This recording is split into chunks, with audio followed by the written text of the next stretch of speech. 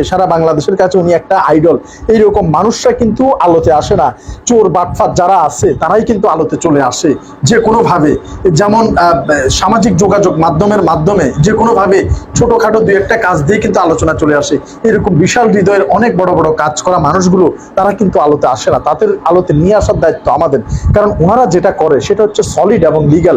মানবিকতা নিয়ে যখন সব জায়গায় সমালোচনা আলোচনা, ঠিক সেই সময়ে এই সমস্ত মানুষগুলো যাতে না হারিয়ে যায়, ওনারাই হচ্ছে আমাদের আইডল।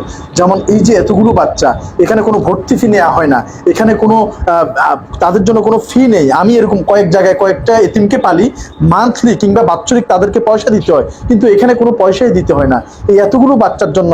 এই তোমাদের সবচেয়ে এখন কাছের বাবাকে, তোমাদের বাবাকে বলো, উনি তোমাদের কি হয়? বাবা। জোরে বলো, কি হয়? সত্যিকার অর্থে এরকম আল্লাহওয়ালা মানুষদেরকে আল্লাহ পছন্দ করে। শুধু নামাজ